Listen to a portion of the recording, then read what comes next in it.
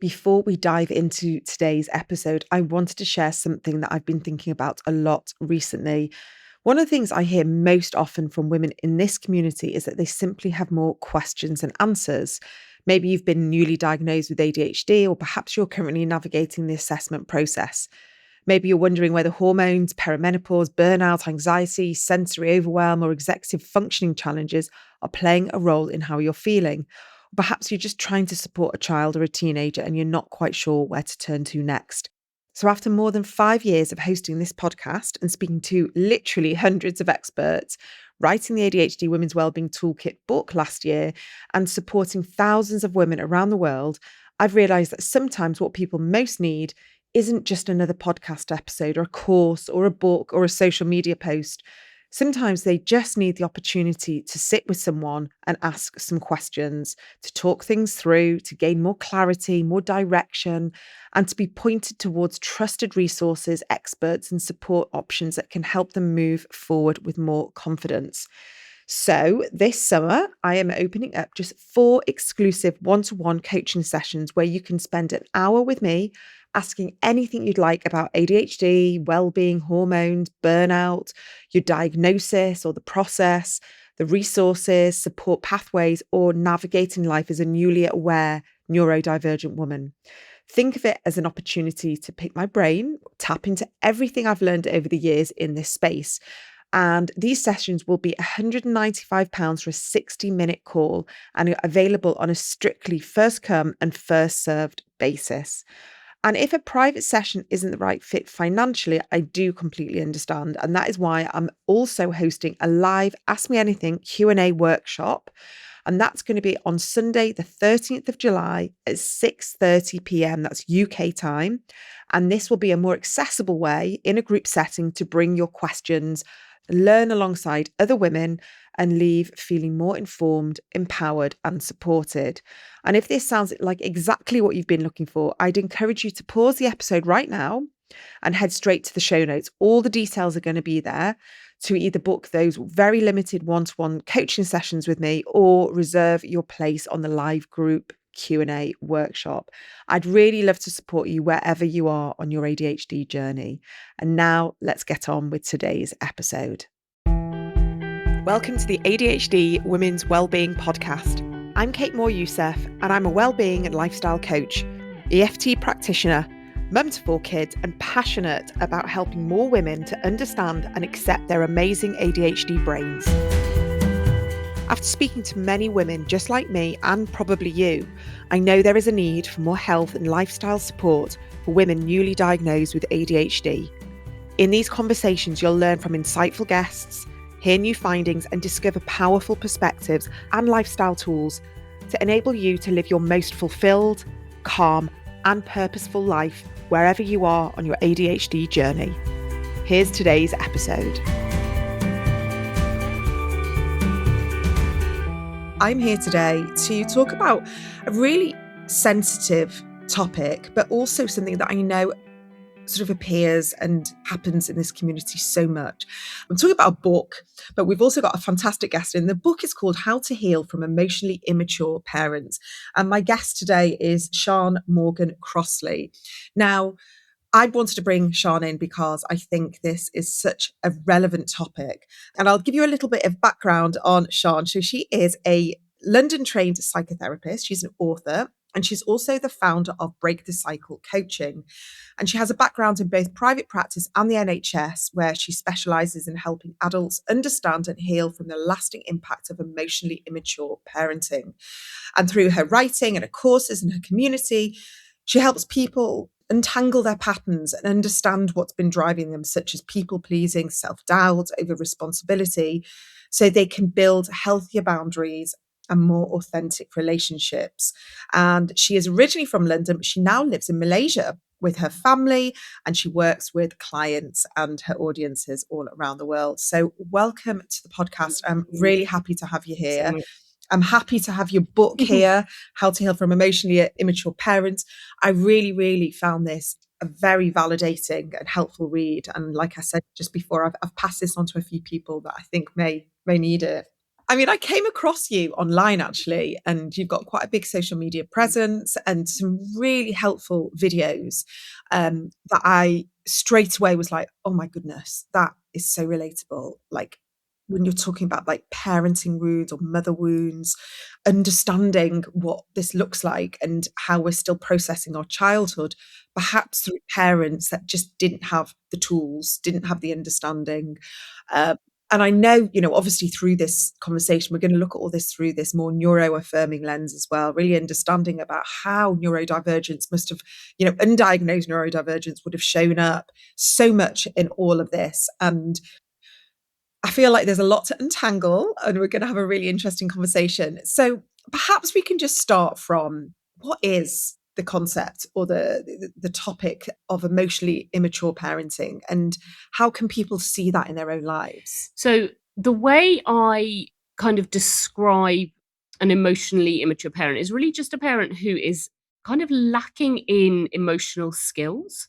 This can be sort of maybe somebody who's not massively emotionally aware, or just is lacking that kind of emotional insight, oftentimes for themselves. And so, of course, what we can't do for ourselves, we struggle to do for our children often. So that just gets translated. So when I was putting the idea for the book together, I suppose I wanted to speak to this really large group of people who didn't have kind of objectively abusive childhoods. They had a lot of what they needed in a practical sense. There were a lot of boxes ticked. They perhaps absolutely had parents who did their best, but nonetheless, they were parents who just really didn't have the kind of skills that children really need in order to grow up to feel kind of full of self-worth and good self-esteem, and to be able to set healthy boundaries and that sort of thing, to be able to emotionally regulate and so on. So yeah, emotionally immature parents just lack those skills, I guess, normally because of their own childhood. Yeah. You mentioned sort of self-awareness. So they don't quite have the awareness that they are emotionally immature. Like you say, they've maybe got the practical skills, food's on the table, the kids get schooled, the clothes are washed. But would you say that there's, especially sort of like there's a generational shift of perhaps there was unresolved trauma, there was maybe abuse that wasn't considered abuse back then. Um, Again, being parented by parents with even less awareness, less tools, less understanding. And how do people, I think sometimes we dismiss or push aside, or we're in survival mode, and we kind of think, well, we were looked after, but we kind of didn't feel quite safe or emotionally attached or connected. It's more in the nuance, It isn't it? is. And it's, I think often what is missing in a childhood in which you had emotionally immature parents is that emotional connection. I think one analogy that's useful is it might be a parent who does show up to the school play, but doesn't ask afterwards how you felt whilst you were in the school play, right? It's like they're maybe there, and of course sometimes not as well, but maybe they're showing up in that sense, but they're not really able to offer that connection. And what we then lack is feeling seen. And if you don't feel seen, then actually the way we show up in really all of our consequent relationships, and the way we certainly feel about our own capabilities and capacity to handle challenges and to kind of create lives that we want, it's all really diminished because yeah, to not feel seen, to not feel witnessed, we're then just sort of missing a big chunk of something that we do really need as children.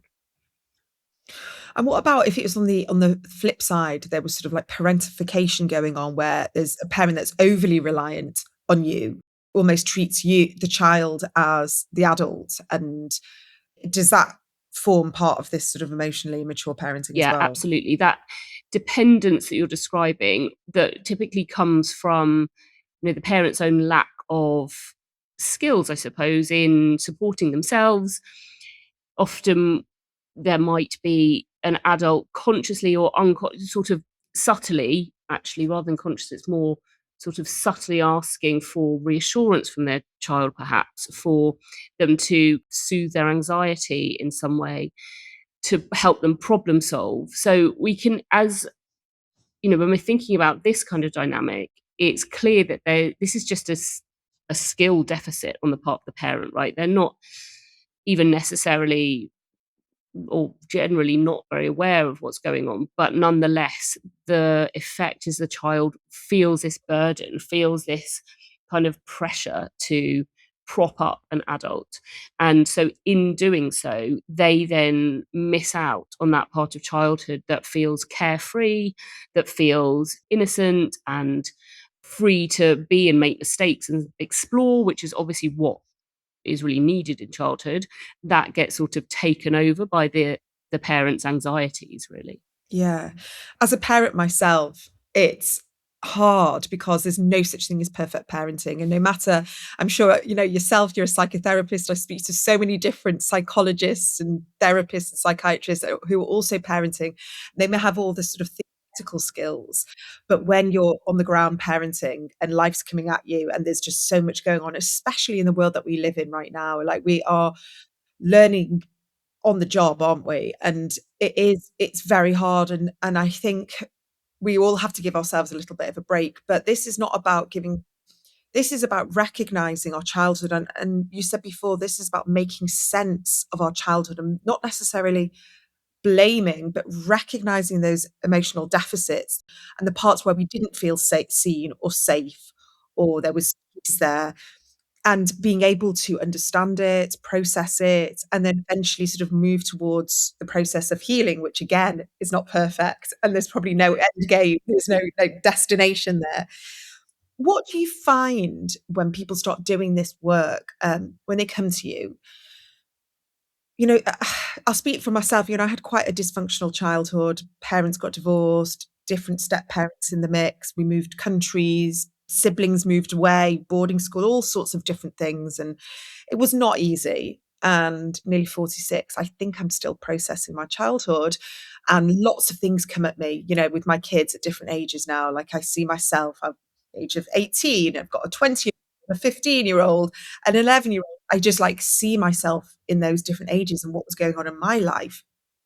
And sometimes, rightly or wrongly, I sort of fixate on, right, how can I look after that version of me, child, and give them what I didn't get, which is exhausting in itself. Um, and I'm going on a bit of a ramble here, but also to recognize, I got my ADHD diagnosis at the age of 40.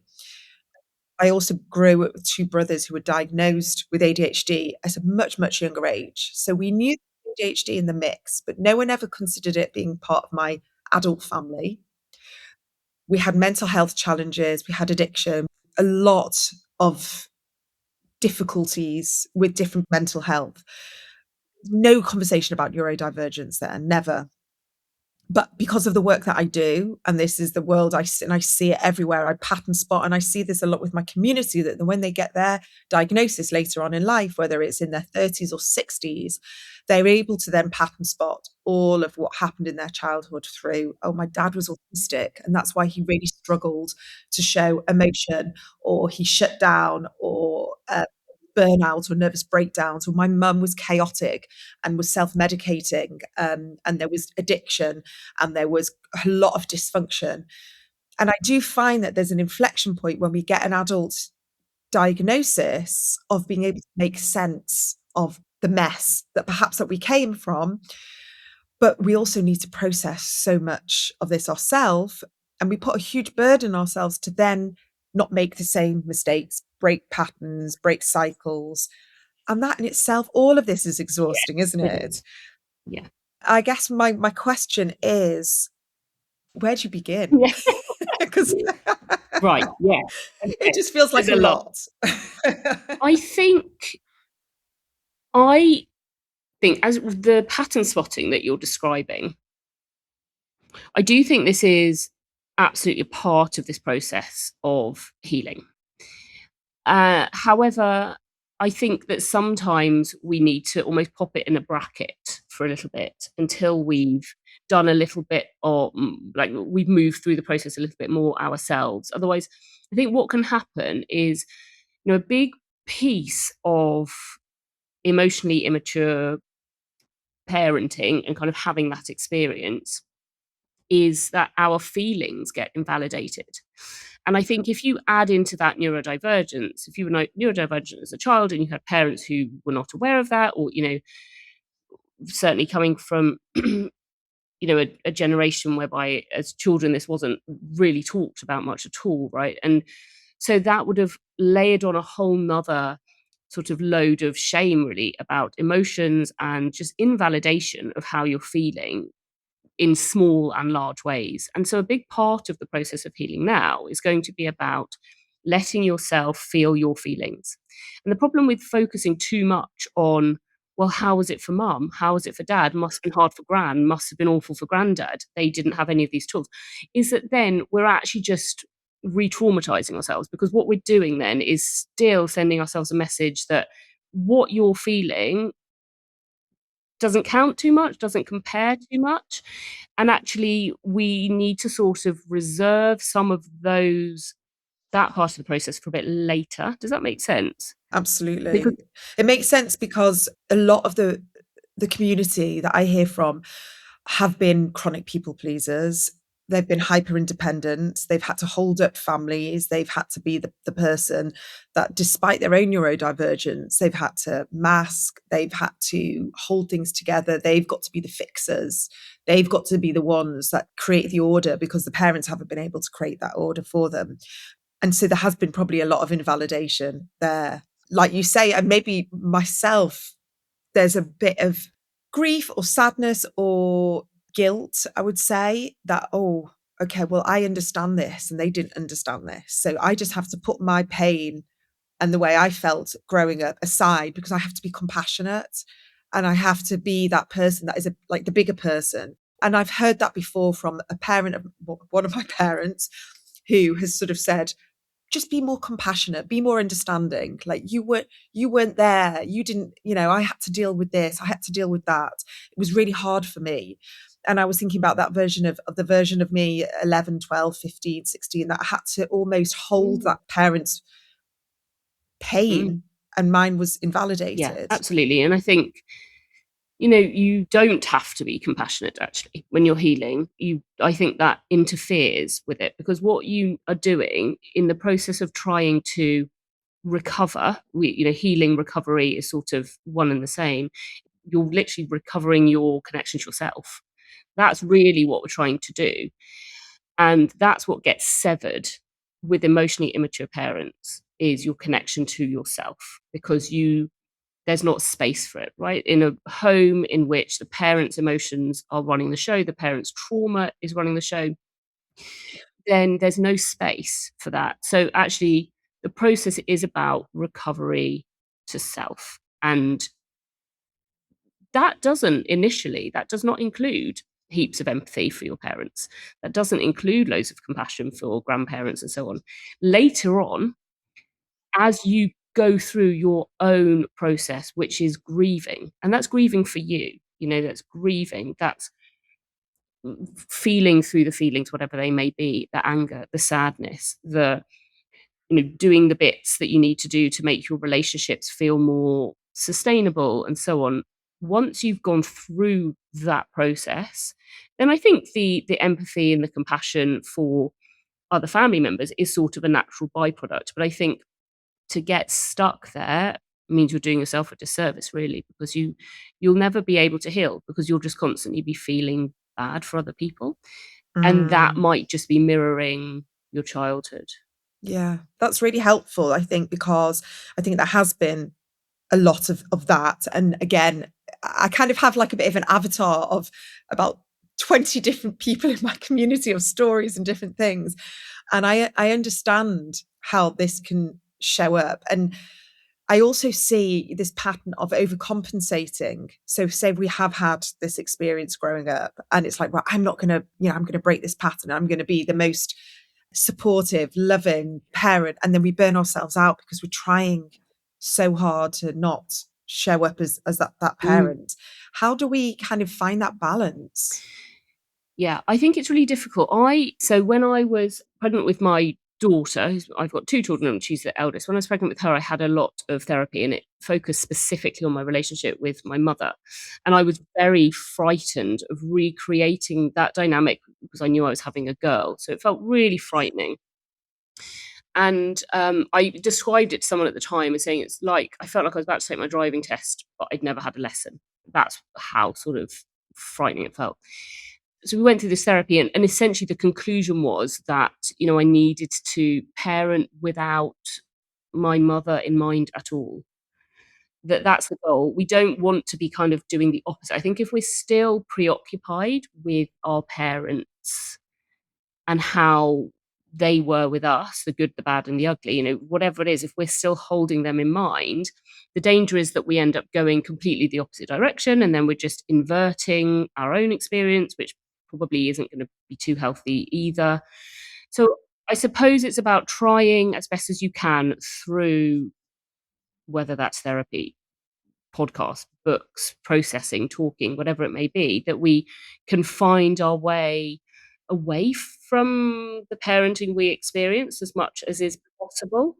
So that I suppose we're just sort of trying as best as we can to be creating relationships with our children that feel responsive in the moment. And I'm not suggesting this is easy or simple. It isn't, and it's a constant work in progress. But yeah, I think to try very hard to do the opposite of our parents, we trip ourselves up. We're going to be running on fumes, I think, at a certain point because it gets we have to stay preoccupied with our own childhood then, if that makes sense. And actually what we're Yes. wanting is just to have a relationship with this other little human that is separate. Yeah, I mean, as a psychotherapist, you said that you obviously want to validate the experience of the childhood, but you don't want to get too preoccupied in the actual parent, and you want to focus on the adult version of ourselves now and making sense and not and I guess moving towards this sort of emotional healing and acceptance and everything. Would you say that if someone is maybe listening to this and they kind of thought, well, I've never really considered that maybe that was what was going on for my parent, what should we, as a child, like how should we feel? I've written down here because I found this very interesting, like safety, being seen, loved, heard, validated. And then maybe as adult children, we look back and go, actually, I was always dismissed. I was always told, get on with it, stop moaning, stop being too sensitive, stop complaining.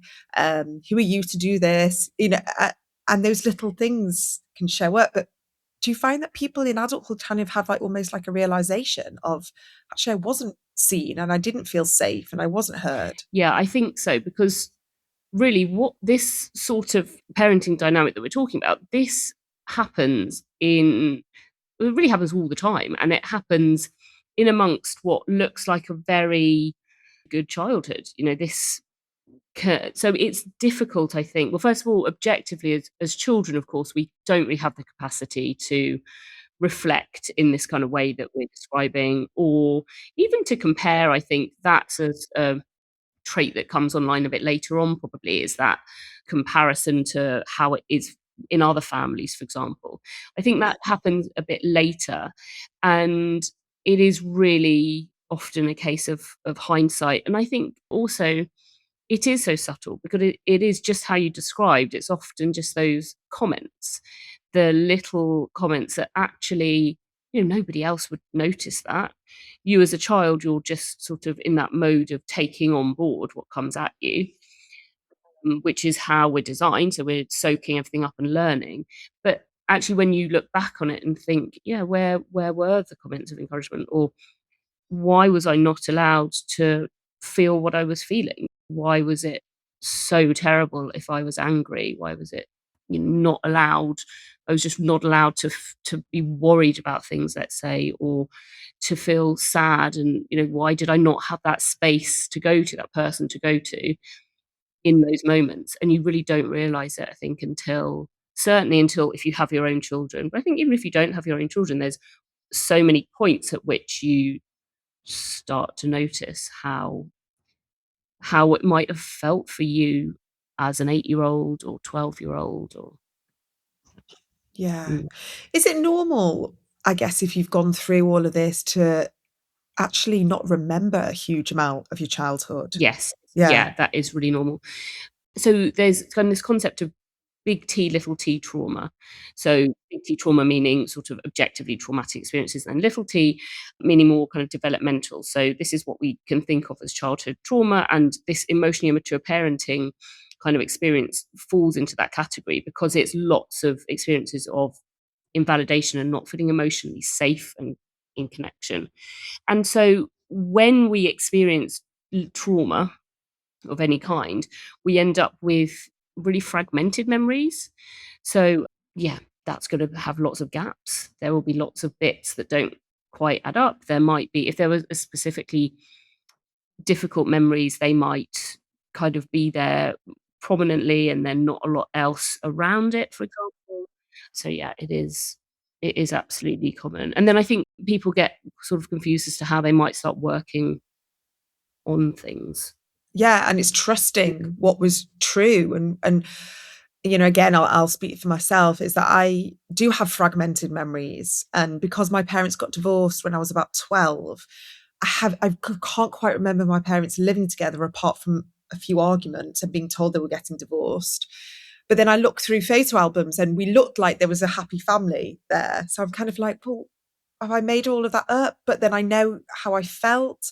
And so I sort of like, well, am I holding on to resentment that shouldn't be there? And then I sort of think, well, what's true and what isn't true? And I wanted to ask you about, I guess, holding on to resentment. We'll move on to the nervous system soon, because I think our nervous system knows. Maybe our memories don't quite add up, but I think we have to trust our nervous system and how we feel in our body. So I'm just interrupting today's podcast because I've wanted to share something I've genuinely been using recently, because honestly, it has really surprised me. Now, you may have listened to me that I'm not a huge fan of sugary things and I don't love anything artificial. And this is one of the reasons why I never normally drink electrolyte drinks. Most of the ones I have tried are very sweet and overpowering that I end up just leaving them after a few days because I just can't drink them. But Elite has been completely different. So I first started using it on a recent holiday where the temperatures were definitely much hotter than I was used to. I was carrying my water bottle and adding a few drops of Elite hydration throughout the day. And what I immediately noticed, that it's completely tasteless. So you don't taste any sweetness. There's no artificial colorings, sweetness, strange aftertaste. It's genuinely just like water that tastes like water. And as we're heading into summer, it's worth remembering that even a small increase in temperature can mean we are losing more fluid through sweating. Many of us in perimenopause may also be waking hotter during the night and experiencing night sweats, making hydration even more important. And Elite is 100% natural electrolyte concentrate sourced from the Great Salt Lake in Utah. And it contains zero sugar, zero carbs, absolutely no artificial additives or flavorings, and simply helps your body make better use of the water you're already drinking. I love that it's such a low effort well-being habit. It's no complicated routine. You can just keep it by your tap and your water filter. Just put a few drops in your water bottle and you're done. And if you'd like to try it yourself, so head to elitewater.co.uk. That's elitewater.co.uk and put in my unique code, which is WWP20 for 20% off. That's elitewater.co.uk and use the code WWP20 and all the details will be in the show notes. Thank you to Elite Water for sponsoring today's episode. And now let's get back to the conversation. How do we let go of the resentment? And I know you said in the book, which I found really helpful, that forgiveness actually isn't that important. Yes, I think from a spiritual perspective, forgiveness can lighten the load, that's not condoning what people have done. But how do you move, I guess, from that feeling of that resentment to what happened to that place of letting go and whether or not you can forgive or not? I think it's grieving. Grieving. It has to be Okay. grieved. I think if it's not, if we don't do that piece of, so when I say grieving, I mean, really connecting with the sadness, because often might kind of feel sad about our childhood maybe, but we're not sort of really going there with the loss of it, because it's something that takes place over such a long period of time, a long time ago. As you say, there's not clear access to memories. So we often, unless we prioritize it whilst we're healing, we don't ever go through that process, right? It's something that needs to be actively decided upon, that I'm going to put aside time to grieve what I didn't get, what I needed, how things could have been, to grieve, to feel sad about how that might have felt for me when I was a child, and how I might have felt. I might have felt alone, etc. Once we do that and go through that process, then on the other side of that is typically acceptance. And so acceptance that, well, this is how it was. This is how what my parents could offer. This was their kind of limitations and so on. And then for me, acceptance is really important. Grieving and acceptance, those two pieces of this healing process, when we're talking about childhood trauma, is, to me, they're kind of almost non-negotiable, I suppose, if you're really wanting to make progress. The forgiveness bit, yeah, I personally think forgiveness is a sort of thing that happens once you're quite far along through it all, and then you'll realise, oh yeah, I'm not really that cross with them anymore, it's fine. You just sort of arrive there.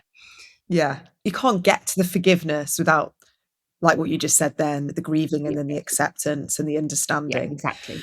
Um, And then no matter how much people say, let go, that, forgive and forget. it just doesn't work, and it ends up being really frustrating. I think people end up feeling like they failed, feeling like they're doing it wrong, and stuck in that resentment, as you described. And I think there's nothing wrong with feeling, if you're in that phase of feeling anger towards your parents, that's fine. There's nothing wrong with that at all. But I think to stay there is tiring. It is a sort of quite draining emotional state over a long period of time. And, you deserve better, really. You deserve to feel lighter.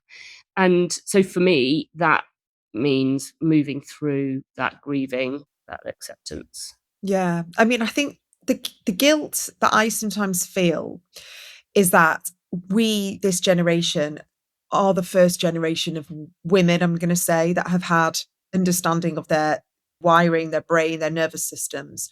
We're understanding how perimenopause shows up from maybe an earlier stage than many people have said before, and we can look back at generations of women and go, oh my goodness, okay, from her mid 30s, early 40s, that's when she started behaving XYZ. And there is, I feel like, guilt there because there would have been unprocessed trauma. They would have had an unresolved trauma that they would have had no resources or tools or medication, therapy, understanding, books, podcasts. Like, we are in a very lucky situation. Women have been neglected. Women's health, women's mental health have been neglected forever. And we're at this very beginning point where women are getting an understanding of, okay, how hormonal fluctuations can manifest as, severe mental health crises where they're not able to look after families and children. And there is that guilt there of, oh, I should just get over it because look what they went through. And I know we've talked about this earlier on, that, it's okay to, to process that. I guess my question is do we just allow ourselves to feel that pain and go, okay, that was our pain, and almost separate ourselves from what our adult parent went through? How do we blend that with all the nuances and understanding that was not there in the past? I kind of think this is a this is about deciding. If you decide that you, as an individual, want to heal your childhood trauma, then I think for a period of time, that's what you need to focus on. and doing the sort of the because everything that you said was absolutely accurate. Previous generations of women did not have access to the type of information that we have, the type of understanding, the type of support available in different ways. So that is absolutely true. But I think if you keep one foot in that reality, I suppose, and then you've only got one foot in your reality of how it affected you, then I think you'll just be stunting your healing, I guess. But that's okay. That's a choice. I think, some people need to sort of maintain that, I guess, is it loyalty? I'm not sure if that's the right word, but Yeah, sort I of understand loyalty, that, right, yeah. to previous generations. And for Mm. some people, that's more important. Maintaining that loyalty, maintaining that empathy for generations past feels actually more important for them than healing themselves. And that's fine.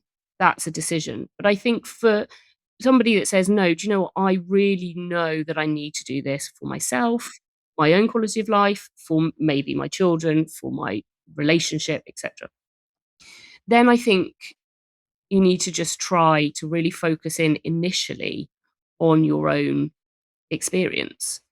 Only then can you go into the grief and the acceptance and move forward. And when you're on the other side of that, circle back to the sadness for mum, circle back to how hard it was for Nan to have probably maybe had these neurodivergent traits and not have had any support, not have had any awareness to.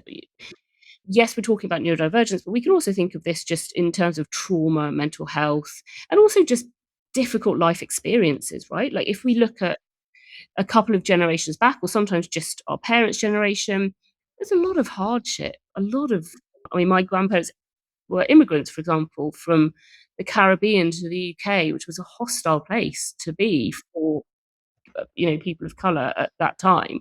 They had a hard life. That was really hard. If I were to focus exclusively on that, I don't think I probably would have allowed myself to really feel my own experience. But that doesn't mean that that isn't true and that that wasn't sad and hard and difficult, and it would have been great if it had been better for them.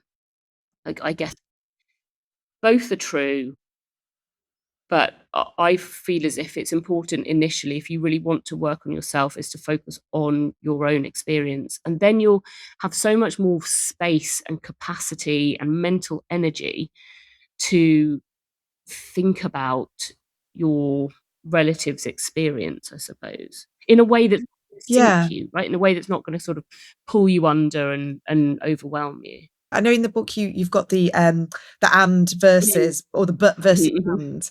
Give me a couple of sentences, because I found that really helpful, because it's exactly what you're mm, saying here. It's, yes, that was a difficult situation mm. I went through, but I'm not going to invalidate my experience Yeah, either. so, that might be dad had a really hard childhood, and he frightened me with his anger. Like, both things, right? They are both absolutely true and valid and exist with each other. So if you put the but Mm. in, you're kind of excusing the behavior, is that I right? think it's more so that, yeah, if instead that was, dad had a really hard childhood, and so it's understandable that he was angry. I think what you're doing there with that sort of framing of it instead is that you are just not allowing space for your own emotions and the impact it had on you. And so then it's just this continuous process of bypassing yourself. And I mentioned earlier on that really this process of healing and recovery is ultimately about reconnecting with self.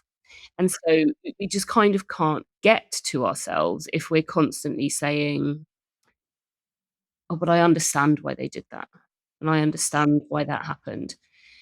I think, as I said, though, I think that can definitely come later on, but it's if you've had a lifetime of having your emotions invalidated and of invalidating your own emotions, and as you describe this kind of sandwich that we get of parents maybe emotionally immature parents maybe invalidating our emotional experience, or really just not noticing it or not prioritizing it. And then maybe if you become a mum or a dad, that you suddenly are invalidating your own emotions again because you're trying to put your children first, and you're having to sort of center their emotional experience. Then actually you might have just had this lifetime of doing that. And so healing is about saying, well, yeah, dad had a difficult childhood and his anger wasn't okay. It was excessive and it was frightening, and it's made it really hard for me to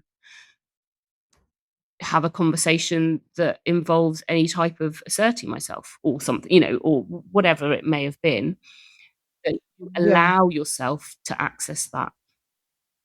Yeah, and I think working in this space and understanding neurodivergence, there's this sort of very fine line of not using it as an excuse and not sitting in sort of like the victimhood mentality of it. And so it's like, well, if you've got a sibling with ADHD and they are violent and disruptive and difficult to be around and it's being excused the whole time, then that it can't just be like, oh, well, they've got ADHD, so you just have to deal with it and your emotions aren't valid. What I like to see is the understanding and the awareness. So we get that understanding awareness, and it's like, okay, now what do we do with that? Okay, there's therapy, there's coaching, there's help, there's tools, there's books. We can You don't have to stay stuck in this place of, well, I'm autistic and that's just the end of that, or I'm dyslexic and that's, I like to be able to say, right, okay, you've got new language, you've got a new lens to see things through, you've got a new perspective, but that doesn't mean that you can't do the work. And we have to take responsibility. As a parent, I want to take self-responsibility to emotionally regulate, to make sure that my nervous system feels, grounded and calm and regulated. And no one can do that for me. I have to do that. So I have to choose to put my phone down and stop scrolling. I have to choose to take a walk. I have to choose to say no to certain things, put my boundaries up.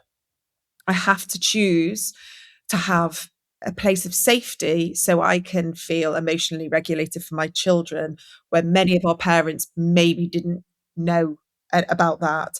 And that is what I want people to step into. I want to step into a place of empowerment with this now. And I know the sort of the last bit of your book, you talk about the foundations of emotionally mature parenting. We've got emotional regulation, self-awareness, empathy and attunement, and secure boundaries. And you've obviously gone into detail on those four different foundations, but I just found that so helpful, because if we're not emotionally regulated, we can't parent. Self-awareness, we need to have not rumination, but like an introspection and understanding of what makes us tick, the triggers and all of that, and being open, like you say, to self-reflection and growth. This empathy and attunement, so being able to tune into our children's emotional needs and experiences, and encouraging our children, which maybe we never had, to share their emotions, to express their emotions. We may never have had parents that's, well, how did that make you feel and what's going on for you? When I've, as a therapist, had sessions with parents who have maybe been kind of maybe our focus wasn't about parenting fully, but they were wanting to know how to make things different for their children. The one thing I would always say is ask them how they're feeling, because that in itself is just so powerful. And it doesn't matter that they might not say anything or that they might not know how they're feeling. That's fine. It's really just that you are modeling that you're interested. Well, you're showing that you're interested. You're modeling the process of reflection. So, if they are asked how they feel, they will eventually learn to ask themselves, how do I feel?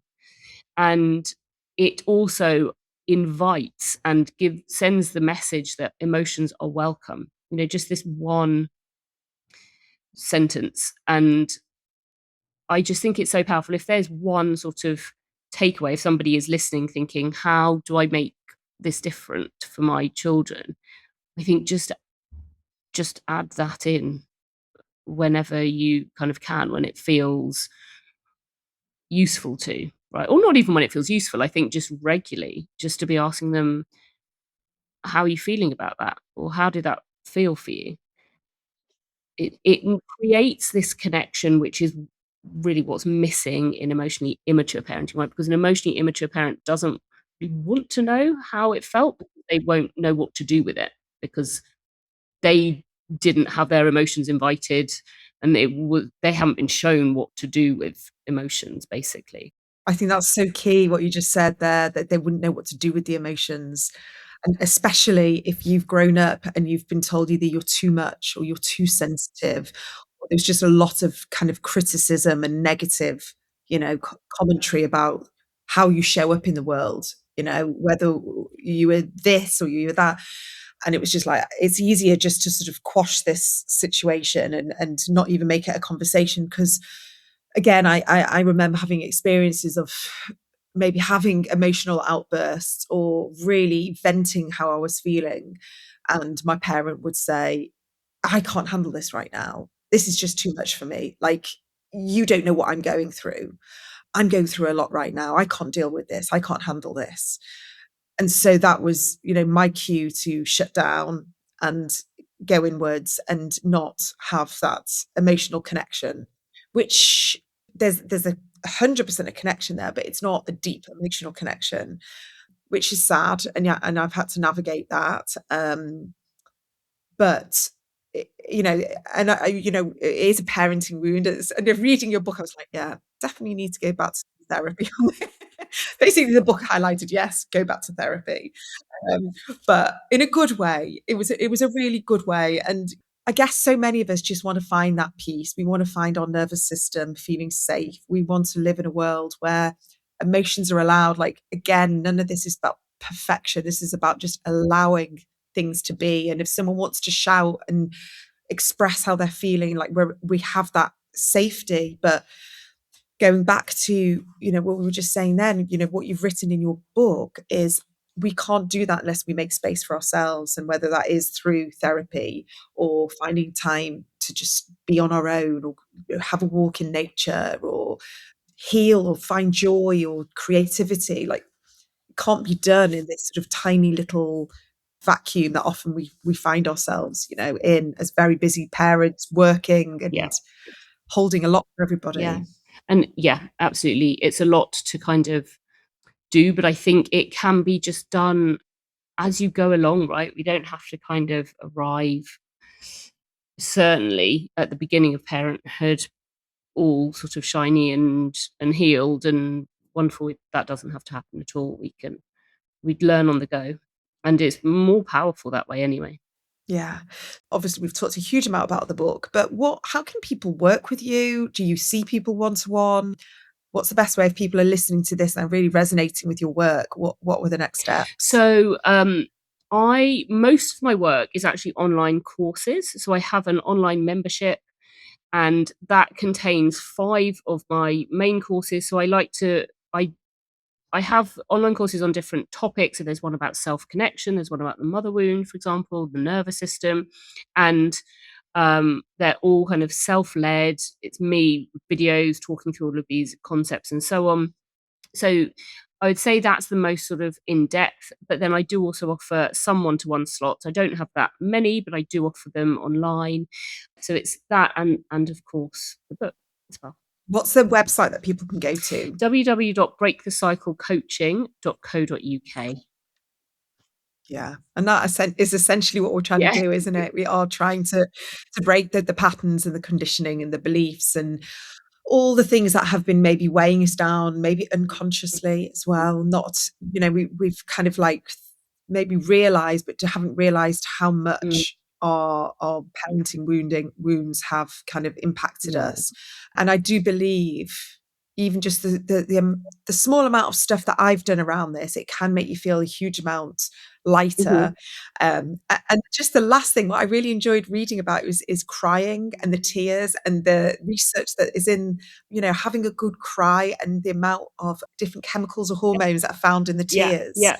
And crying is a natural painkiller as well, right? It literally, yeah, emotional or physical. It's like a great free tool that we have, which unfortunately sometimes our the way we're sort of brought up sometimes disconnects us from that lovely free tool.